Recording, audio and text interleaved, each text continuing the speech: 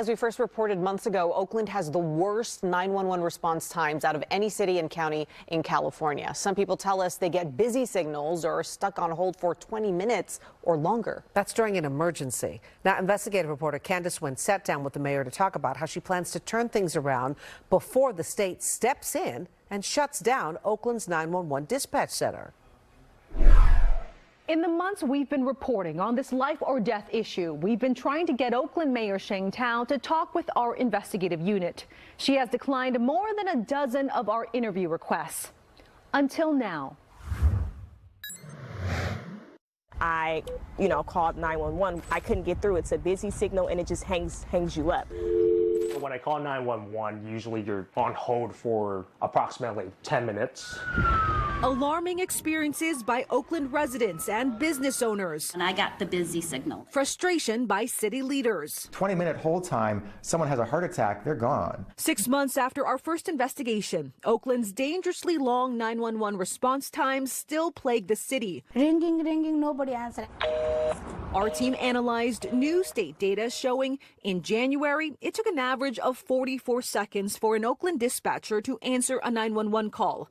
That's 10 seconds faster than last summer. But compared to all other call centers, Oakland's response time is still the worst in the state by a significant margin. We have to do better. Mayor Sheng Thao agreed to a one-on-one interview after recently announcing progress on this issue she inherited.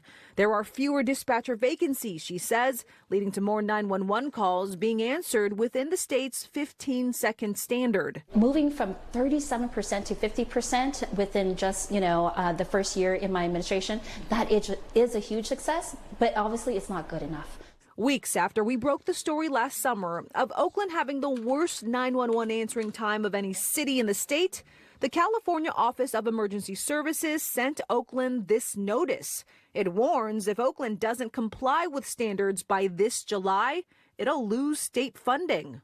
Oakland needs to get to 90% in just over 5 months. Is the city on track? This obviously has been a long time coming.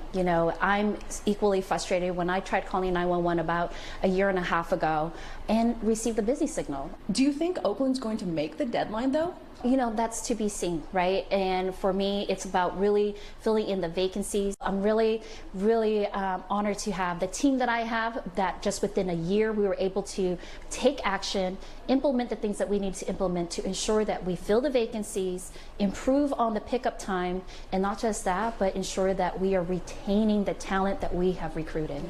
The state's notice said not only is the city at risk of losing a certain amount of funding, but it's also at risk of essentially losing its 911 center because calls would then be routed to another agency. What would that mean for safety and for people in Oakland calling 911? I think that it's incredibly important that 911 dispatch is a local issue.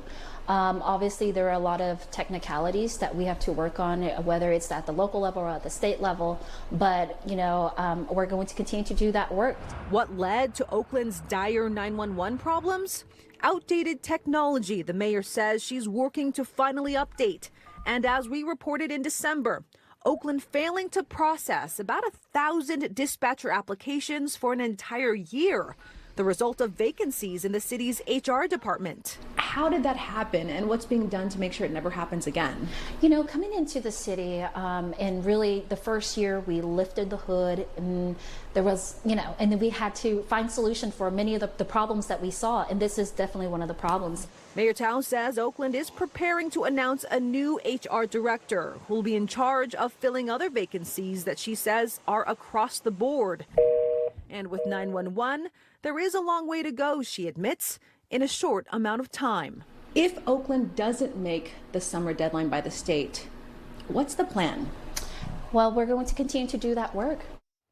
If the worst case scenario happens, will 911 callers be in better or worse shape if another agency takes over? That doesn't appear to be an option for Mayor Thao. We're going to keep in contact with her and the state. With the investigative unit, I'm Candice Nguyen, NBC Bay Area News. Okay, thank you, Candice. If you have a story for Candice or anyone in the investigative unit, you can call 888-996-TIPS, or you can visit our website, NBCBayArea.com/investigations.